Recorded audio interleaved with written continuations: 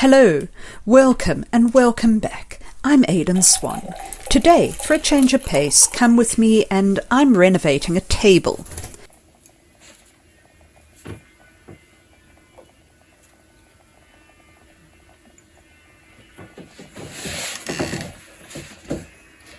I'm a creature of habit.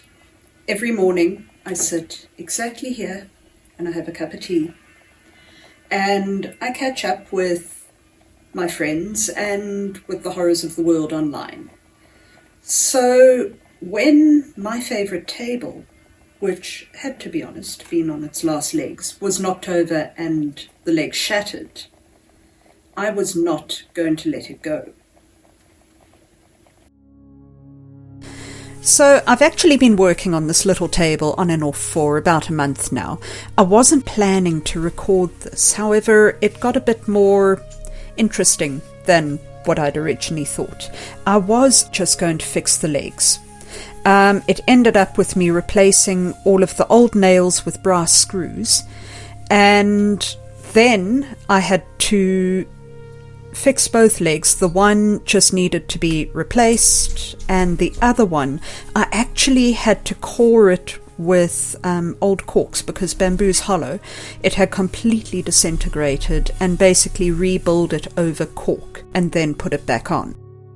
As you can see, I am really short on clamps, but cable and masking tape does the job. It's not a perfect job, but the legs are on, it's standing, and it's a hang of a lot less wobbly than it used to be. Now, I'm going to replace the top, which is the main thing I wasn't originally planning to do, but I actually couldn't resist giving it an upgrade. I decided to use the beautiful butterfly fabric from my range, and so I have chosen the area, I've marked it out, and now to cut.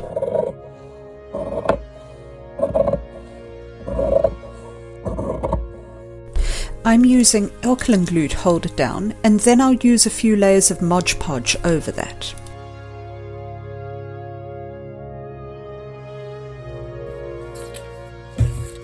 Great use for old business cards.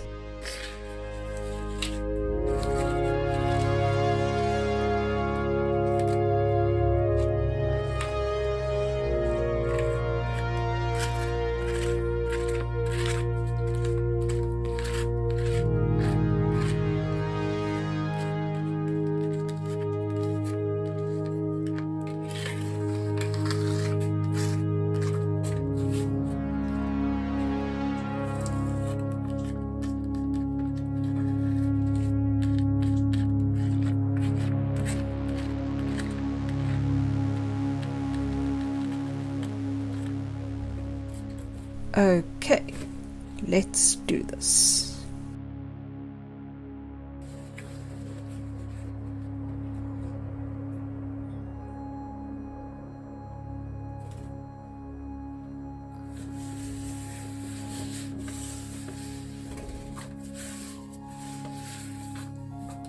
It's a little bit skewed, just readjusting.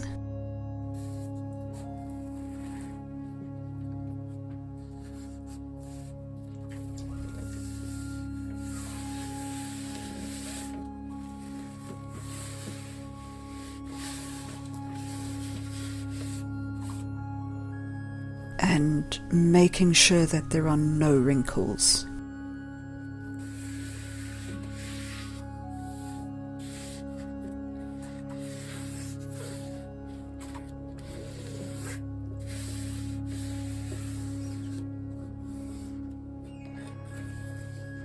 I'll trim that off when it's dry. This fabric and others is available on my website. I'll drop a link in the caption at the bottom. Let's wait for that to dry. I have put one layer of Mod Podge on here already. I'll probably be doing 3 or 4 layers. This is number 2. I was planning on doing resin, but my reasons for deciding to do Mod Podge over resin are twofold. Firstly, I'm not going to be able to seal those edges. It will leak everywhere and it will be an absolute disaster. Secondly, the resin is going to be very thick, and there is still the beading to go on. If I add something that's too thick, the beading will not fit anymore. I also wanted matte, not gloss, and I like how Mod Podge gets to look leathery when it's really thick. So I like that sort of leather look. So that's my reasoning for deciding on Mod Podge. I think that Mod Podge may also be easier to resurface if it gets a bit aged. I'm now ready to put the beading back on.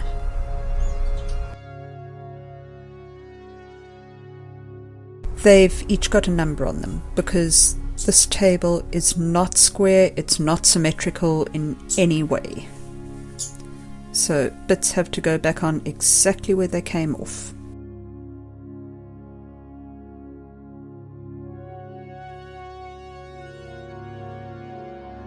Most of the nails in this beading were rotten, and they actually broke off when I tried to get them out. So I left them in, and I will just need to choose new places for new nails.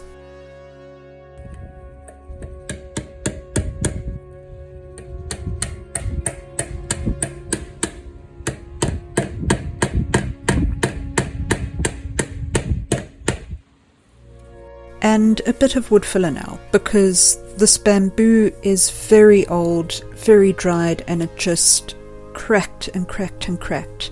So I'll fill it in and then I will stain it to match. Obviously not going to be filling in all of the huge gaps. It never did fit together properly. It's not a very well made table, but I love it. And I see no purpose in throwing away something that is not only beautiful, but perfectly usable with a little bit of love and care.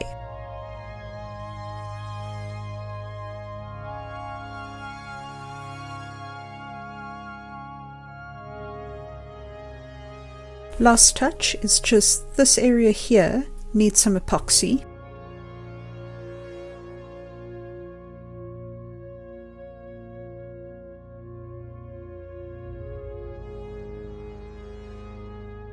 And I'll leave that for 20 minutes. It's so sticky.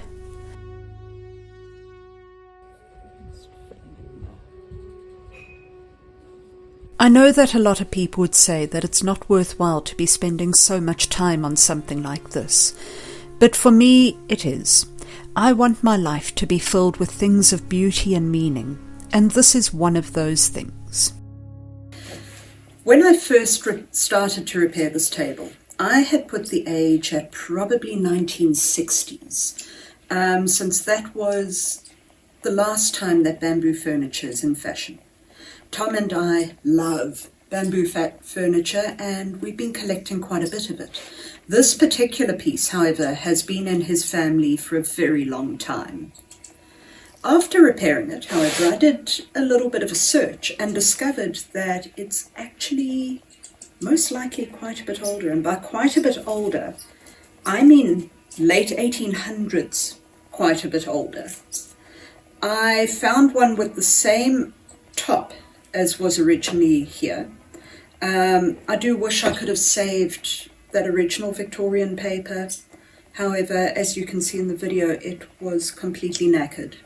So I have no regrets with replacing it with the butterflies. Aside from finding a number of near identical pieces online, the thing that makes me realize how old it is all of this beautiful splotching on the bamboo. Bamboo only gets that when it is very, very old. It's like tarnish on silver. So the pieces online that were between 1880s and late teens, early 20s, all had this. Any pieces that were later did not. As with any normal healthy person, I have an absolute horror of renovators who just overdo, who paint antiques white, things like that. So I know that replacing the top is cutting it fine, but I do feel that I've done this piece justice. And knowing how old it is, also the fact it's probably from Indonesia, not China, actually just makes it all the more special for me. So I hope that you enjoyed this video, and I will see you next time.